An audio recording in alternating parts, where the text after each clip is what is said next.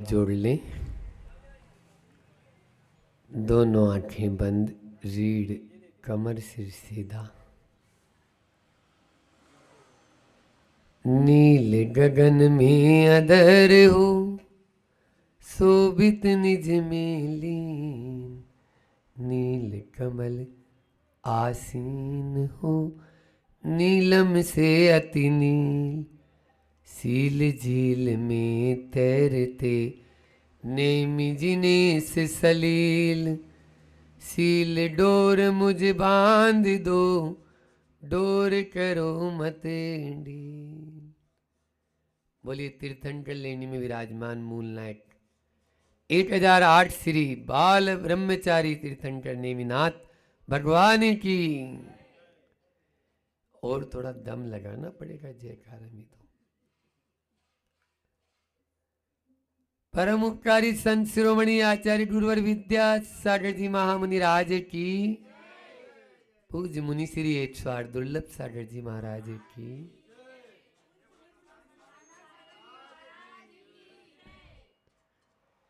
चार शब्द हैं, पैसा, प्रसन्नता, प्रेम और पवित्रता। चारों पै पे हैं, पैसा, प्रसन्नता, प्रेम और पवित्रता। संत कहते हैं जीवन में पैसा बहुत कुछ हो सकता है, लेकिन सब कुछ नहीं। पैसा साधन हो सकता है, लेकिन साध्य नहीं। और जीवन निर्वाह के लिए पैसा आवश्यक हो सकता है, लेकिन अनिवार्य नहीं, अनिवार्य नहीं है। इसलिए आज लेकिन व्यक्ति केवल मात्र जैसे तैसे कैसे भी हो, बस पैसे चाहिए बंधु। इसीलिए मैंने 3 शब्द और दे दिए आपको। वह पैसा अर्थहीन है जो हमारी प्रसन्नता को ले ले। सबसे पहले प्रसन्नता जरूरी है। मैं साधु बना तो क्यों बना? प्रसन्नता के लिए।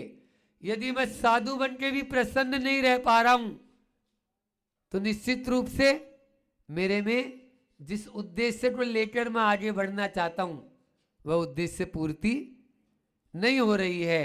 प्रसन्न होना मेरे लिए जरूरी है। जैसे जैसे हम अपनी साधना में अग्रसर होते जाते हैं और उत्तरोत्तर प्रसन्नता बढ़ती चली जाती है। आप अपने भीतर में झांक के देख लेना, जैसे जैसे बैंक बैलेंस बढ़ता है तो प्रसन्नता बढ़ती है क्या? बोलो। बैंक में जैसे जैसे आपका बैलेंस बढ़ता जाए, क्यों उरद जी बोल रहे ब्राह्मणपुरी के हैं इसलिए। बल्कि यहां तक देखते हैं अपन तो अधिक संपत्ति क्लेश और संक्लेश का कारण होती है। अधिक संपत्ति मन में क्लेश उत्पन्न करेगी और वचनों में संक्लेश पना आएगा। इसलिए मन में संक्लेश और वचनों में क्लेश ना आए, इसके लिए संपत्ति थोड़ी। आप देख लीजिए, कोई आपसे कहे कि हम आपको सोने का चश्मा देते हैं, लेकिन आपको आपकी दोनों आंखें देनी होगी। 1 करोड़ का चश्मा है, बोलो दे दोगे? ऐसी संपन्नता क्या काम की जो हमारी प्रसन्नता को ही हर ले? आप कहोगे ना बाबा ना, तुम लकड़ी का चश्मा दे दे, वो अच्छा है काठ का, लेकिन सोने का चश्मा मेरे कोई काम का नहीं है। इसलिए पैसा ही सब कुछ नहीं है। मैंने बोला प्रसन्नता हमारी जरूरी होनी चाहिए। प्रसन्नता के बिना हमारे पैसा किसी काम का नहीं रह पाता है। और प्रसन्न एक आदमी है जो फुटपाथ पर रहकर भी प्रसन्न है, और एक आदमी है जो BMW या अच्छी लग्जरी कार में घूमकर भी करवटें बदलते रहे सारी रात, हम उसको प्रसन्न नहीं है। केवल मात्र उसके तनाव ही हमेशा मन में बना रहता है। ऐसे व्यक्ति के लिए क्या कहा जाएगा। और इसलिए हमारे संतों ने कहा कि सबसे पहले प्रसन्न होना जरूरी है। और दूसरी बात मैंने कही, वह पैसा भी क्या काम का जो हमारे प्रेम को छीन ले। प्रेम, आपस में जो प्रेम होता है वो पैसे के कारण बढ़ता है या घटता है? बोलो। जो संबंधों में प्रेम था आज वो है। पहले भले ही पैसा कम था लेकिन संबंध, बुआ जी आती थी तो 10 दिन 15 दिन रह जाती थी। अब सुबह से शाम हो जाए तो पता लगता है कि अब कहाँ। क्यों? क्योंकि पहले एक ही कमरे में सब रहते थे, अब सबके अपने अपने कमरे हो गए, सेपरेट सेपरेट। प्रेम विच्छेद हो गया है। इसलिए परिवार जो है उसमें पैसे के कारण भी प्रेम कम होते चले जाते हैं, बल्कि पैसा जड़ बन जाता है प्रेम के अलग होने में। लड़ाई में, बाप को बेटे से जुदा करने में पैसा कारण है। भाई के भाई में खाई पैदा करने में पैसा कारण है। बोलो। पति को पत्नी से अलग करने में पैसा कारण। आज दोनों कमाते हैं, 1-1 लाख 1.5 लाख के पैकेज हैं, लेकिन हम किसी से कम नहीं। वो कहती है हम किसी से कम नहीं। बस 6 महीने 1 साल भी नहीं टिकते, चलो। बोले क्या? वही। तो ये स्थितियां उत्पन्न होती है, प्रेम खंडित हो जाता है। और तीसरी बात बोली पवित्रता। पवित्रता, पैसे के कारण हमारी पवित्रताएं नष्ट भ्रष्ट हो रही है। अर्थ के कारण ही अनर्थ हो रहे हैं। आज पूरी की पूरी पवित्रता है, क्योंकि जितनी सुविधाएं होती है उतनी दुविधाएं बढ़ती भी चली जाती है। इसलिए तीनों चीज याद रखें, हैप्पीनेस, लव और पेवर्टी। हैप्पीनेस, लव और पेवर्टी ये अपने में होना बहुत जरूरी है, लेकिन पैसा इनमें आड़े आ जाता है। आज पवित्रता हर चीज में, चाहे खान पान में हो चाहे रहन सहन में हो। आदमी न बच्चा वत्स में विवेक रख पा रहा है और न करनी अकरनी में विवेक रख पा रहा है, दोनों भी नहीं। हाँ, क्या करना और क्या नहीं करना है कोई पता नहीं। कल हम वहाँ जिस विद्यालय में मैंने प्रवचन किया था, कल नहीं परसों, तो वहाँ पर बहुत अच्छा विद्यालय में सारे बच्चे चप्पल और जूते खोलकर अंदर प्रवेश करते और सब वहाँ पर विद्यालय में बैठे हुए सब पढ़ रहे हैं। ये विद्या अर्जन का माध्यम था। आज पैसा आया, क्या हुआ? एसी में रहता है, एसी गाड़ी है, एसी में रहता है, और एसी ही 4 व्हीलर गाड़ी लेने आती है उसको बस, और एसी के कमरे में घुस जाता है और उसकी ऐसी तैसी हो जाती है। उसको क्या संस्कार मिलेंगे? ऊपर से नीचे तक पूरा ढका हुआ। आज पवित्रता पूरी की पूरी खंडित हो गई। जितनी ज्यादा सुविधाओं में रहोगे उतने अपवित्र बनते चले जाओगे। रेडी टू ईट, खाने पीने में आप देखो फास्ट फूड, जंक फूड लटक रहे हैं दुकानों के ऊपर, डब्बाबंद पदार्थ, और ये पाउच जो कैंसर के प्रबल कारण है, और मांसाहार है। बोलो, कहाँ हमारे यहाँ भारतीय संस्कृति जैसा इस घर में आप लोगों ने ठहराया? पीछे अभी हम जाके आए चरिया के लिए, तो उधर देखो गाय भैंस, उनके बछड़े सब बंधे हुए हैं, एक भूसा का गोदाम है और उसी में इंसान भी रह रहे हैं।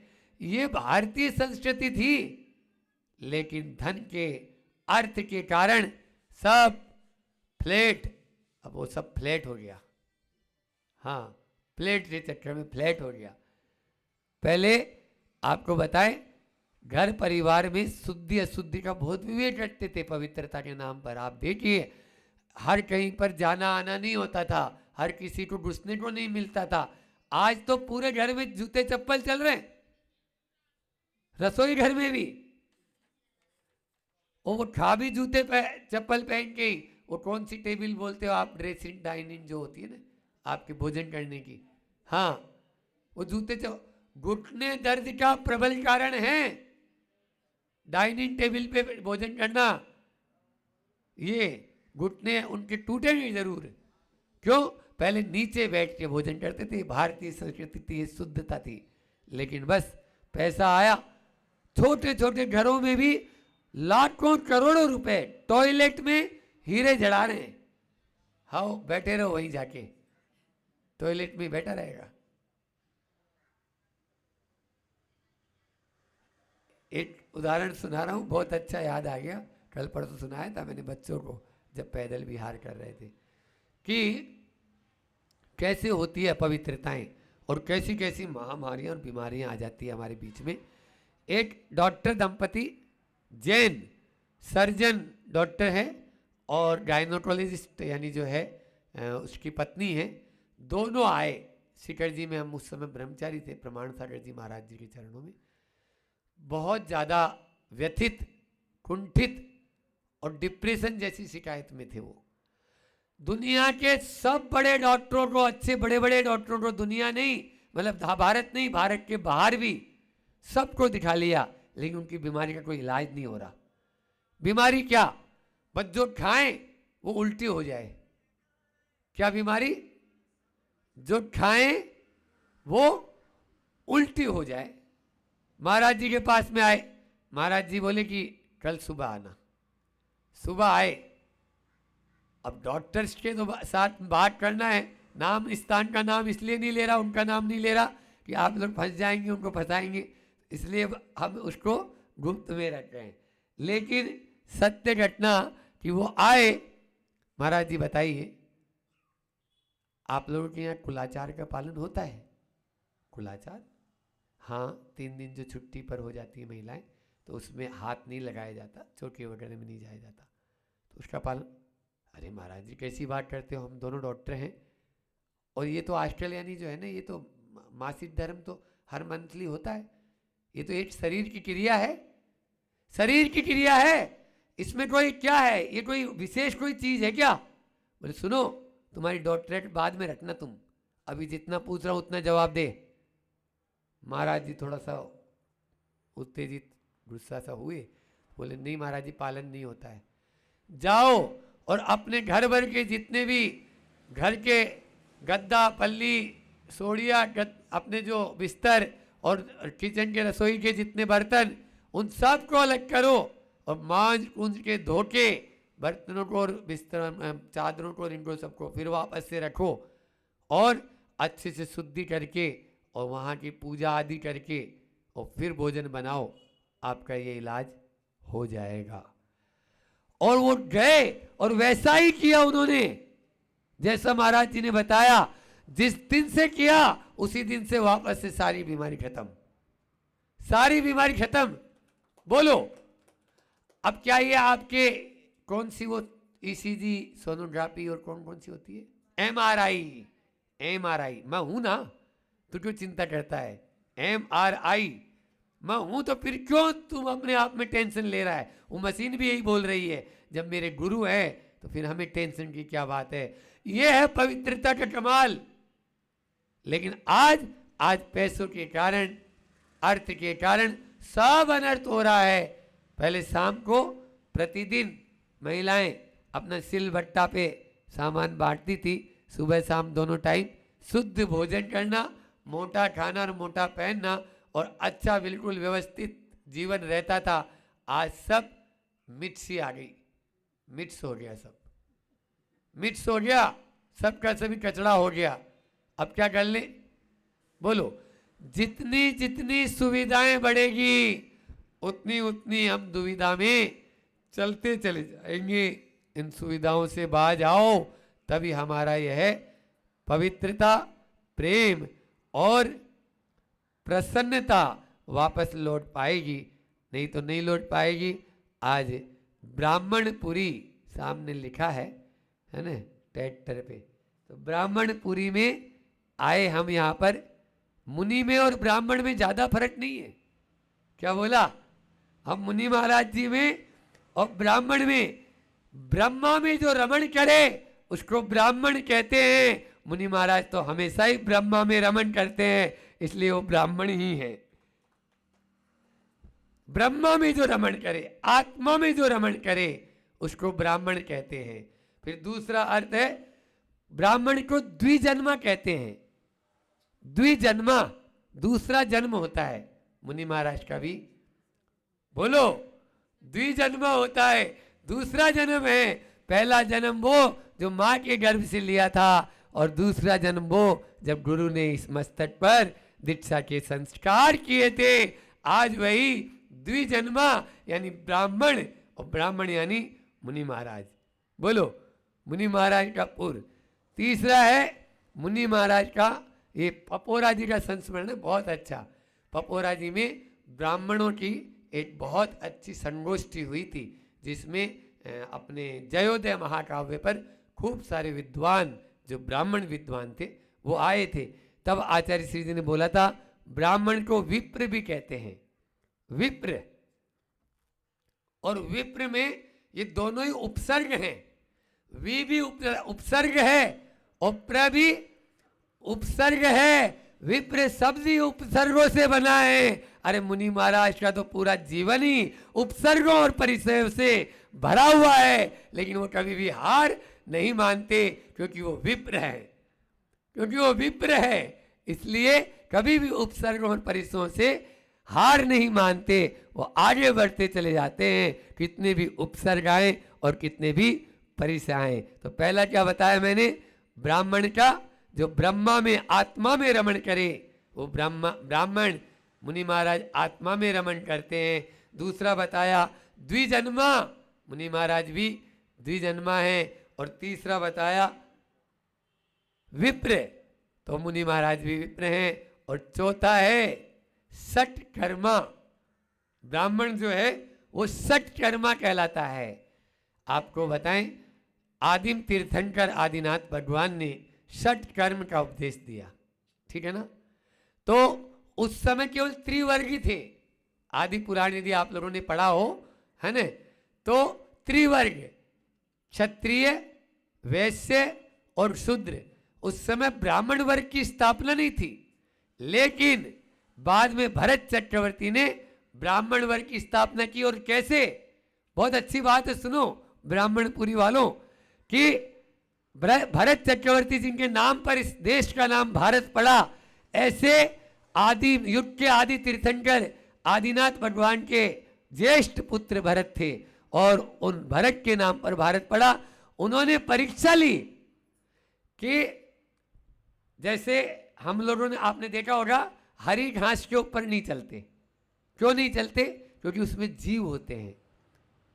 अभी बोला ना मैंने, जो ब्रह्मा में रमण करे, ब्रह्मा यानी आत्मा, जो जीवों, हर जीव में आत्मा होती है नहीं आती, तो आत्मा का ध्यान रखे, जीवों का ध्यान रखे, उसको देख सोच के चले, वही तो ब्राह्मण है। बस उन्होंने चारों तरफ हरियाली कर दी और बोला, आप लोग आइए, आज भोज है मेरे घर पर। अब सब लोग जो हरी में से आ गए, घास में से चलकर, उस समय गए, इनके मन में दया नहीं है, ये हरी घास के ऊपर से चल के आए हैं।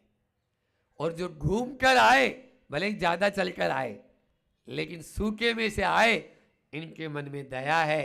बस उसी समय उनको जनेऊ पहनाया और 3 लड़ वाला रत्नेत्र का प्रतीक, और वह नए वर्ण की स्थापना, ब्राह्मण वर्ण की स्थापना की।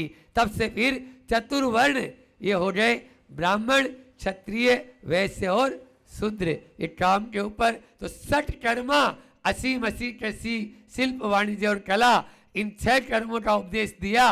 ब्राह्मण उनमें पारंगत होते हैं, बिल्कुल हर चीज में वो पारंगत होते हैं। आपने देखा होगा, चाहे वो परशुराम जी को ले लो, और चाहे वो द्रोणाचार्य जी को ले लो, और चाहे वो आप गुरु वशिष्ठ को ले लो, आप हर क्षेत्र में जिनने भी शिक्षा दी है, वो हर में पारंगत, और ऐसे वे सटकर्म में पारंगत होते हैं। मुनि महाराज के भी 6 आवश्यक बताए, 6 आवश्यक बताए, स्तुति, वंदना, सामायिक, प्रतिक्रमण, प्रत्याख्यान, कायोत्सर्ग, ये 6 आवश्यक में वो भी पारंगत होते हैं। इस प्रकार ब्राह्मणपुरी में आज मुनि महाराज जी लोगों का आगमन हुआ। अरे आगमन क्या हुआ, यहाँ पहले से ही नाम इसका ब्राह्मणपुरी है, तो हमें तो इतनी प्रसन्नता हुई कि निश्चित रूप से आज जो अपना नाम है उस नाम के साथ में ही महाराज लगा हुआ है, और मुनिराज के साथ में भी वही ब्राह्मण का अर्थ होता है इस प्रकार से। लेकिन जो मैंने बात कही उसको भी मत भूलना कि पैसे के चक्कर में प्रसन्नता, प्रेम और अपनी पवित्रता को मत खो देना। लेकिन मुझे मालूम चला है यहाँ पर ब्राह्मणपुरी में एक एक घर से बाहर चले गए। कभी एक गाना सुना होगा आप लोगों ने, नाम पिक्चर का है, उसमें आया है ये कि चिट्ठी आई है, चिट्ठी आई है, आजा उम्र बहुत है छोटी, और अपने घर में भी है रोटी, चिट्ठी आई है। आता है उसमें, पीपल सुना, पंडित सुना, घर शमशान सा बना नमूना। आप देखो तो उसके शब्द तो सुनो, उसके बोल तो सुनो, भजन से कम नहीं है। तो आज मैं ब्राह्मणपुरी के वासियों से ये भी कहना चाहूँगा कि भले ही कम खा लेना, गम खा लेना, थोड़ा नम जाना, बस ब्राह्मणपुरी को छोड़कर और कहीं नहीं जाना, और कहीं नहीं जाना। ये प्रवचन भी उन विदेश वालों, चाहे वो कनाडा में हो, चाहे वो ऑस्ट्रेलिया में हो, चाहे वो यहाँ के हर घर विदेश में रहते हैं परिवार वाले, कोई बात नहीं, बेटा बेटी हैं चले जाते हैं, लेकिन उनको लौटाने का उपक्रम भी हमें करना चाहिए, तभी हमारा भारत प्रतिभारत बनेगा। बने इसी भावना के साथ में। बोले अहिंसा परमो धर्म की। आचार्य गुरु और विद्या सागर जी महामुनि राज की।